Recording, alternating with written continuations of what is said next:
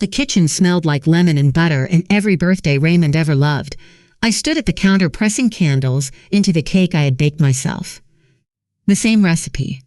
The same small pan. The same ritual I had kept alive long after the person who made it worth keeping was gone. The house was so quiet, I could hear the candles scrape against the frosting.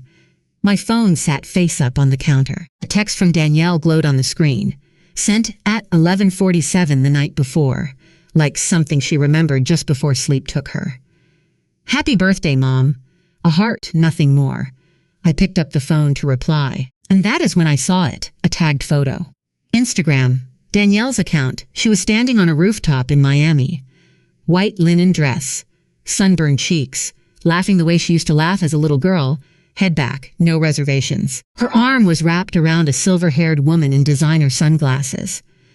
The caption read, "Celebrating this incredible woman who changed my life. Happy birthday to the most elegant queen I know." The candle snapped in my hand. I read it again, then a third time. My cake sat in front of me, half-dressed, waiting. I whispered to no one. She told me she had to work this weekend. The frosting blurred. I hadn't moved an inch, and in that stillness, something cracked open in my chest that I don't have a name for, even now. But to understand why that photo shattered me the way it did, you need to understand who I was before that morning, and how much of myself I had already given away. My name is Gloria Whitfield. I am 68 years old.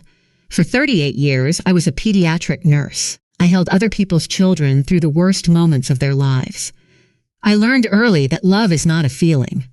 It is a decision you make every single day, even when you are exhausted. Especially then, Raymond died 7 years ago. Pancreatic cancer. 14 months from diagnosis to gone. After I lost him, I poured everything I had left into Danielle. She was already grown, already married. But grief doesn't consult anyone's schedule, and neither does a mother's instinct. I showed up, every week, sometimes every day, cooking, babysitting, answering the phone at midnight, filling every gap I could find. I always believed that if you love your children well enough, they will never forget where home is. I was wrong. Sometimes the more you give, the more invisible you become. And sometimes home becomes just the place they take from. The Instagram photo was painful, but it was only the surface. What I found inside our joint bank account, that was the real story, to understand what that account meant, and why every dollar in it carried the weight of a promise.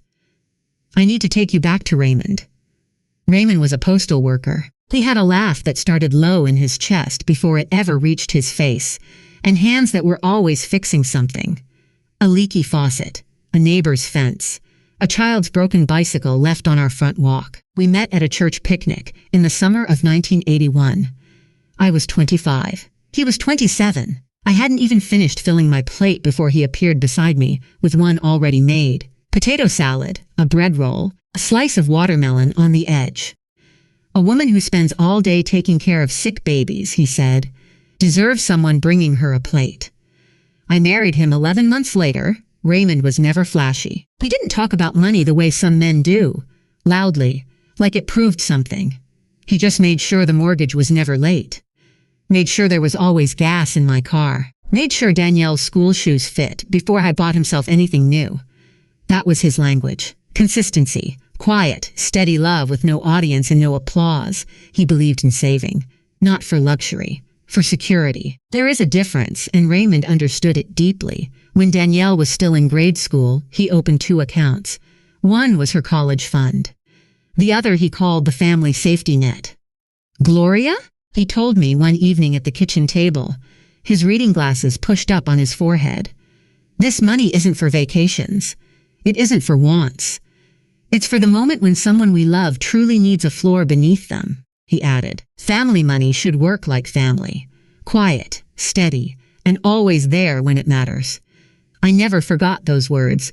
When the doctors gave Raymond his diagnosis, everything moved too fast and not fast enough at the same time. 14 months. That's all we had from the word cancer to the word gone. In those 14 months, Raymond did what Raymond always did. He made sure we were taken care of before he left. He asked me to promise 2 things. Keep the savings account active. And make sure Danielle always had access. In case of emergency, I promised him both. I held his hand when I said it, and I meant every word. After the funeral, after the casseroles stopped coming, and the house went quiet, in a way I still haven't fully gotten used to, I went to the bank. I added Danielle's name to the account as a joint holder. It was the first thing I did that felt purposeful in weeks. I drove home, sat down at the kitchen table, and looked at Raymond's photograph on the shelf. "I kept my promise, baby," I whispered. "She'll always be taken care of." Over the next 7 years, I kept depositing. My pension came in every month and I set a portion aside. My Social Security covered my bills with just enough left to add a little more. When I finally brought myself to sell Raymond's woodworking tools and his vinyl record collection, I deposited every dollar from that too. It felt right. Like his hands were still building something, even now. By the morning of my 68th birthday, that account held $47,200, nearly every liquid dollar I had beyond my monthly expenses. I never touched it for anything small, never touched it for anything selfish. It was Raymond's legacy. It was the floor he built for us before he left. It was the most sacred thing I owned. And for a while, a beautiful, golden while, it felt like Raymond's dream was working exactly the way he'd imagined. Danielle married Marco Moreno on a Saturday in October. 3 years after we buried Raymond, the ceremony was held at the same church where Raymond and I had said our own vows. Same wooden pews, same narrow windows that caught the late afternoon light and turned it gold. I had walked that aisle as a bride once. Walking it as the mother of one felt like both a gift and an ache I couldn't quite name. I paid for the flowers and the reception dinner from the joint account. It was the first time I had ever withdrawn from it. I didn't hesitate. Raymond would have wanted his daughter to have gardenias. He would have wanted the tables full and the glasses raised. So that's what I gave her. The reception smelled like those gardenias and something warm. Candles, maybe, or just the particular sweetness of a room full of people who were genuinely happy. Marco's uncles played guitar in the corner. Nobody asked them to stop. Midway through the evening, Danielle found me near the window. She took both my hands in hers. Her fingers were trembling slightly, the way they used to when she was small, and trying very hard not to cry. "Mom," she said, "I know Daddy's watching. Thank you for everything. I will never forget what you and Daddy sacrificed for me." I believed her, completely. Without reservation, I drove home that night and put on Raymond's favorite Sam Cooke record. I danced alone in the living room in my mother of the bride dress, shoes already off, the carpet soft beneath my feet. And for the first time since Raymond died, I thought, we are going to be okay. All of us, the family was growing. That's how I saw it. Not shrinking. Growing. Marco's mother, Vivian Moreno, had flown in from Miami for the wedding. She was elegant in a way that was never my style. Silk blouse, pearl earrings, not a word out of place. Polished in a way I never needed to be. I felt no envy. I felt grateful. Danielle would have 2 mothers now, 2 women in her corner. What could possibly be wrong with that? Looking back, I wish I could have pressed pause right there. Danielle's hands in mine, gardenias in the air, Raymond's song playing in the background. Because that was the last time my daughter looked at me like I was enough. The changes didn't arrive all at once. They never do. They came the way water damages a wall, slowly, quietly, invisible, until the morning you press your hand against it and feel everything give way. It started with Vivian's name. About a year after the wedding, Danielle began dropping it into every conversation. Casually, naturally, the way you mention the weather. Vivienne says Italian linen is the only fabric worth buying. Vivienne's decorator just redid her sunroom. Mom, you should see it. Vivienne found this little restaurant in Coral Gables that has the most incredible bass. At first, I found it sweet. Danielle was building a relationship with her mother-in-law. That was healthy. That was good. I wanted that for her. But then the comparison started landing differently. One afternoon, she called while I was folding laundry. We were talking about nothing in particular when she said, "Mom, you should really think about updating your living room. Vivian says earth tones are so dated." I laughed. I made some small joke about my curtains having more character than a design magazine. I kept folding, but something stung. like a paper cut. You don't notice until you reach into cold water. I told myself she was just excited about her new world. Young women find new influences. Families evolve, I let it go. I should have held on to it a little longer. The following spring, Danielle and Marco came for a weekend visit. Danielle moved through my house the way someone walks through a store they find disappointing. Touching things, tilting her head, making small sounds under her breath. "This hallway could really use some light," she said. "And Mom, that shelf is so crowded." That shelf held Raymond's record collection.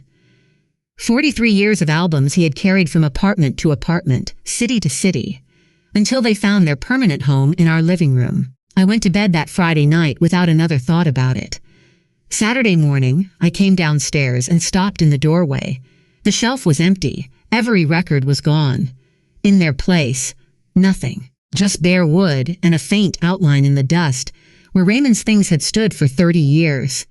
I found the box in the garage, stacked neatly, sealed with packing tape like something being prepared for donation. Danielle came downstairs and poured herself coffee like nothing had happened.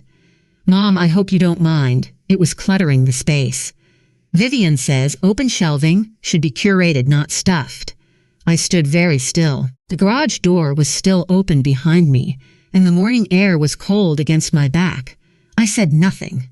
That night, after Danielle and Marco went to sleep, I went to the garage in my robe and house slippers. I carried Raymond's records back inside, one stack at a time, and put every single one back where it belonged.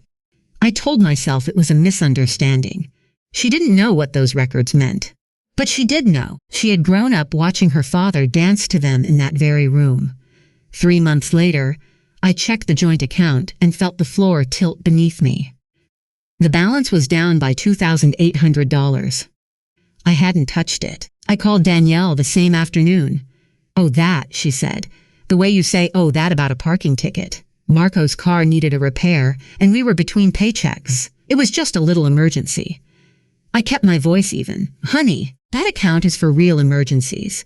Your father set it up so that..." She cut me off. "Mom, Marco is my family now. Daddy would have wanted me to take care of my husband." The words hit like a door closing. I wanted to say, "Raymond built that account for you, not for car repairs on a salary you choose to live beyond."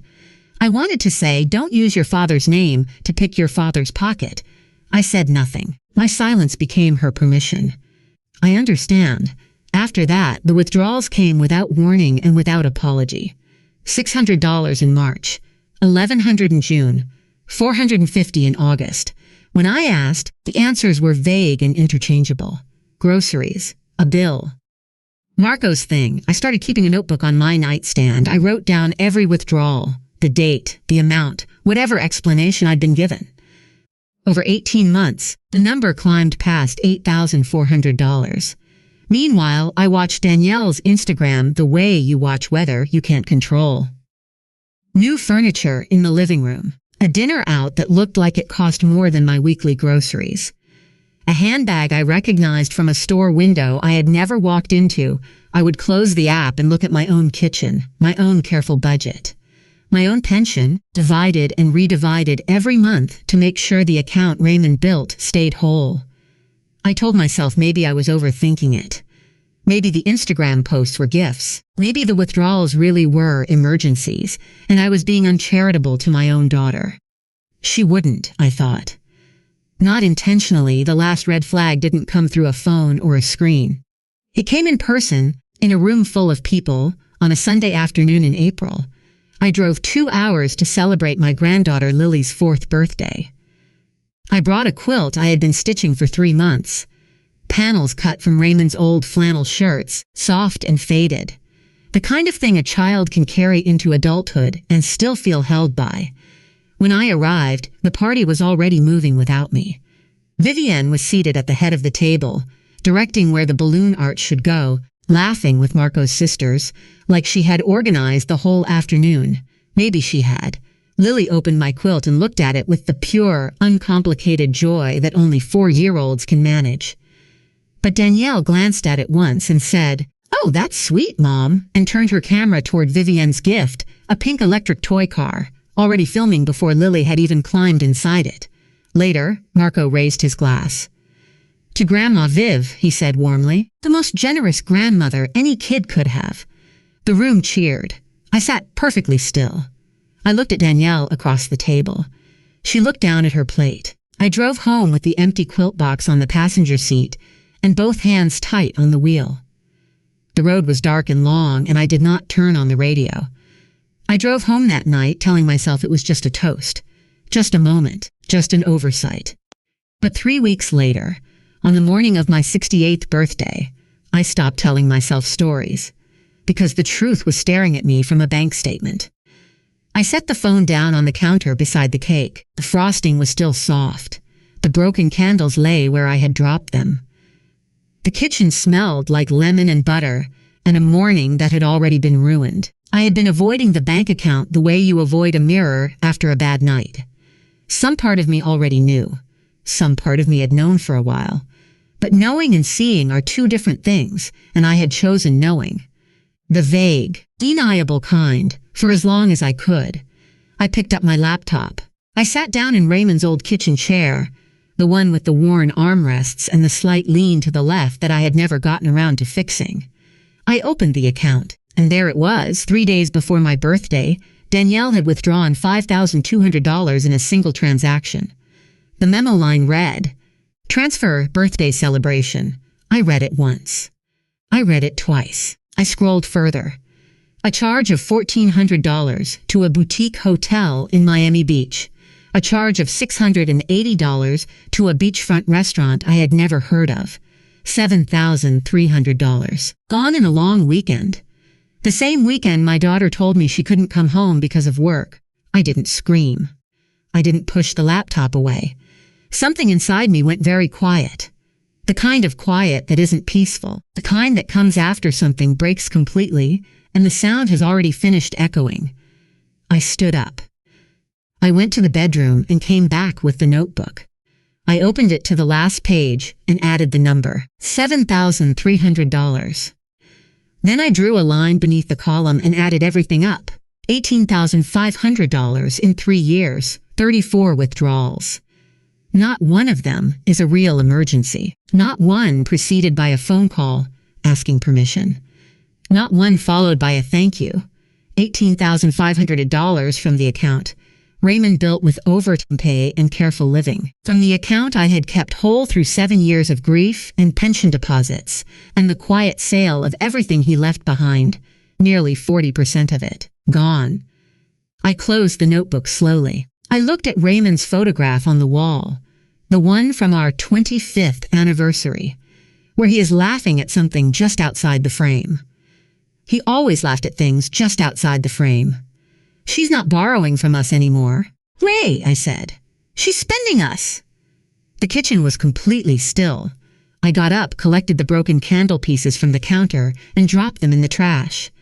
Then I looked at the cake. I covered it with the glass dome and pushed it to the side. I sat back down. I opened the laptop again. Not to look at the account. Not to look at the photo of Danielle on that Miami rooftop, laughing in her white linen dress. To start fixing it. They weren't going to stop. Not unless I made them. That evening, something inside me shifted permanently. I wasn't heartbroken anymore. I was finished. That evening, I cleared the kitchen table completely. No cake, no phone, no distractions. Just the withdrawal notebook, the bank statements I printed from the laptop, and the original account documents I kept in the fireproof box under my bed. The same box that held Raymond's death certificate, our marriage license, and the deed to this house. I read through everything slowly, carefully, the way I used to read medication charts at the hospital, looking for the detail that changed everything. And I found it. The original account paperwork was clear. I was the primary holder. Danielle had been added as a secondary joint holder at my discretion, meaning at my discretion, she could also be removed. I read that line 3 times. Then I took a pen and drew a small, quiet circle around it. Monday morning, I called Keith Palmer.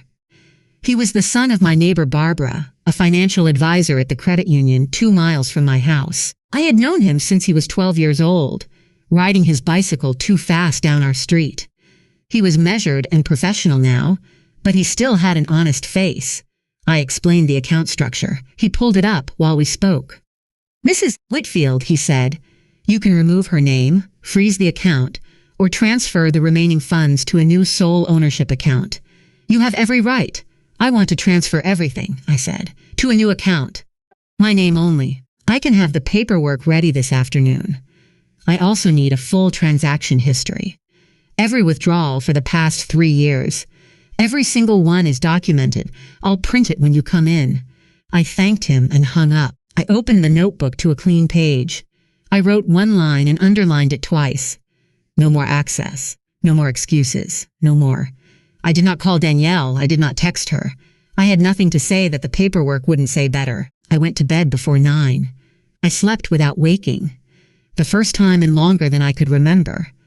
Monday morning arrived gray and quiet, and I was already dressed before the sun cleared the tree line.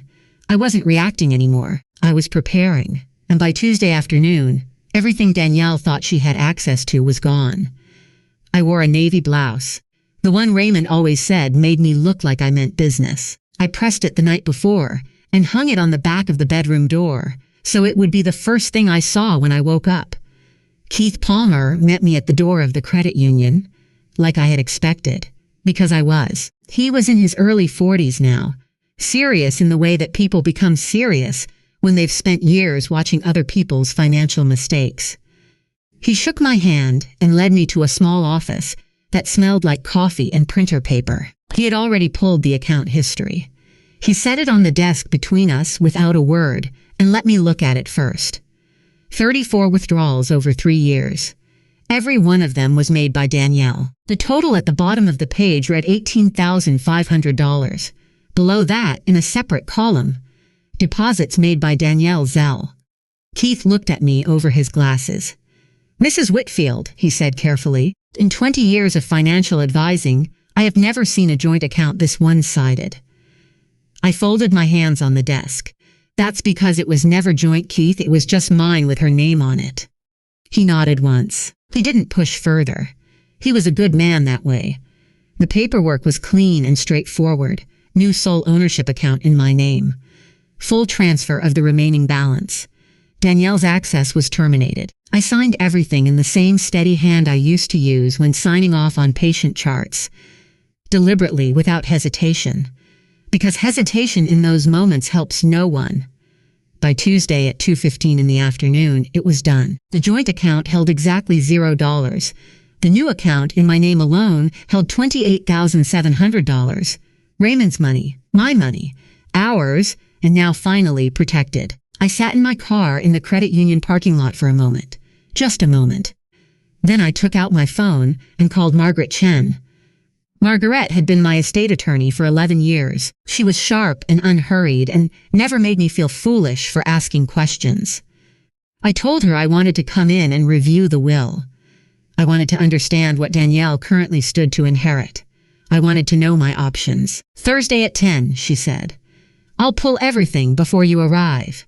I hung up and sat quietly, real quiet this time. Not the hollow kind that had been filling my house for months. This was different. This was the silence of a decision already made. I felt something I hadn't felt in years. Not happiness exactly. Something steadier than that. Control. Wednesday evening I was reading in the living room when my phone lit up on the side table. Danielle's name on the screen. I watched it ring. Once. Twice. 3 times. 4. Then I answered. Her voice was high and tight, the words coming faster than her breath. "Mom, something's wrong with the account. I tried to transfer money and it says the account is closed. Did the bank make a mistake?" "No mistake, Danielle." I closed it. Silence. "You?" "What?" "Mom, you can't just—" "I can. I'm the primary holder. I always was." I heard her breathing shift. "Mom, why would you do that? I need that money. Marco and I have bills, Danielle." I kept my voice level. "You withdrew $7,300 3 weeks ago to throw a birthday party in Miami. For Vivian. On my birthday weekend, the same weekend you told me you had to work. Nothing." I counted the seconds. 1, 2, 3, all the way to 10. She didn't fill the silence. For once, she had nothing to place inside it.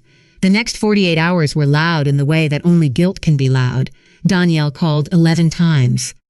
I let every call go to voicemail. Marco called twice, the first time measured and polite, the second time with an edge in his voice that told me he had forgotten who he was speaking to. I let that one go too. The text came in waves. First confusion, then explanation, then something that wanted to be angry but couldn't quite hold its shape. Mom, you're overreacting. It wasn't that much money. Vivienne's birthday was important to Marco's family. You're punishing me for having another family now. I read each one. I set the phone face down. I did not respond, then the last message arrived, the one that removed every last shadow of doubt. Mom, if you don't put the money back, I don't know how we're going to make rent next month. I read it twice. My daughter and her husband, who both knew furniture and rooftop cocktails and handbags I couldn't afford, could not make rent without my pension money. The life they were living wasn't theirs. It had never been theirs. It was mine, borrowed without asking, spent without gratitude, and now demanded back without a trace of shame. I set the phone down and looked at Raymond's records on the shelf. I still did not respond. Saturday morning, I saw Danielle's car turn into the driveway. I watched from the window for a moment before I went to the door. I opened it before she could knock. She looked different. Smaller, somehow, no makeup, hair pulled back simply, jeans and a plain gray sweater instead of the linen and gold jewelry from her Instagram posts. She looked like my daughter again. The one I recognized. Mom, please. Her voice broke on the second word. I'm sorry. I should have told you about Miami. I should have been there for your birthday. I stepped back from the door. Come inside. I sat her at the kitchen table, Raymond's table, the one where he used to spread out the monthly budget on Saturday mornings with a cup of coffee and a pencil behind his ear. I placed the printed transaction history on the table between us and smoothed it flat with my hand. 34 withdrawals. $18,500. 3 years. Danielle stared at the paper, her lips parted. Nothing came out. I added your name to that account because your father asked me to, I said. He said it was for emergencies, not for Miami hotels, not for Vivienne's birthday, not for a life you can't afford on your own, she whispered. I didn't realize it was that much. You didn't realize because you never once asked what was left. You never once asked if I needed any of it. I paused. You never deposited a single dollar. She began to cry then. Real tears, the kind that come from somewhere genuine. And I felt it, that old pull. The instinct that had governed 68 years of my life. Fix it, soften it, make her comfortable again. I stayed seated. I kept my hands folded. I let her cry. I love you, Danielle, I said quietly. I will always love you, but I will not fund my own disappearance. I will not pay to be replaced. She looked up at me. The account is closed, I continued. The money is protected, and I have an appointment Thursday to review the will. I said it the way you state a fact about the weather. Calmly, without drama. Because it wasn't a threat. It was simply the truth, and the truth didn't need any decoration. She left 40 minutes later. No resolution between us. No promises made on either side. Just the transaction history still sitting on the table, and the truth that it represented. Finally spoken aloud in the room where Raymond used to count every dollar twice, because every dollar meant something. She pulled out of the driveway slowly. I watched until her taillights disappeared. Then I went inside, put on Sam Cooke, and sat in Raymond's chair. And for the first time in 3 years, the house didn't feel empty. It felt like mine.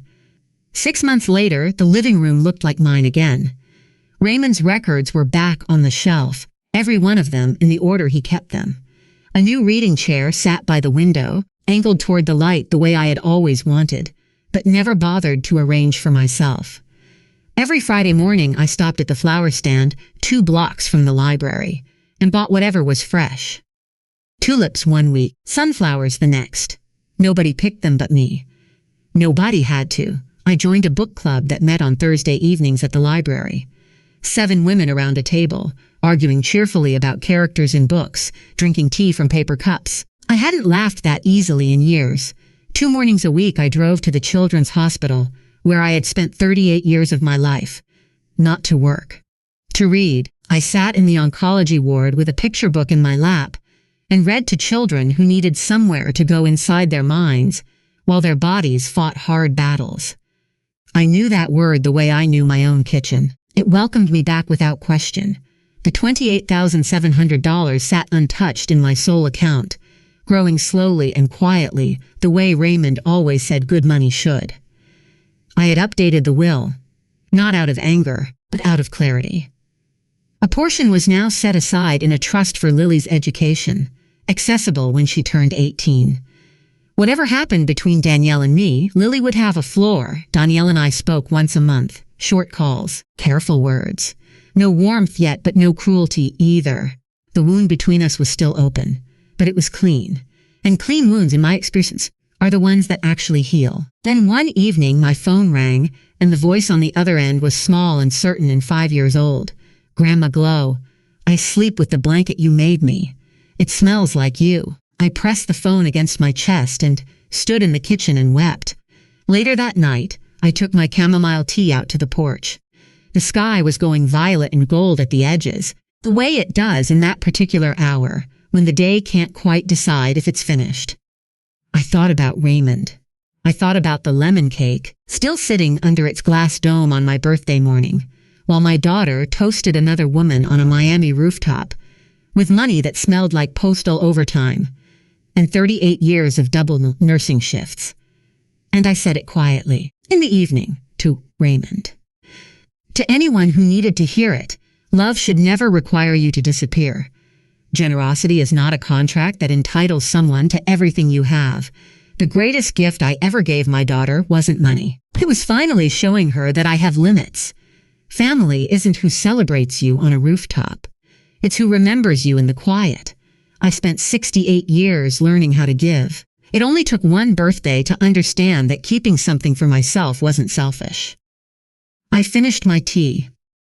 Sam Cooke drifted out through the screen door behind me, and then Raymond's wind chime, the one he hung the summer we moved in, the one I had never once taken down, caught the evening air and rang once, softly, just once, like an answer. I smiled, not the smile of someone who won something, the smile of someone who finally stopped losing. I was not bitter. I was not broken. I was simply at last entirely my own.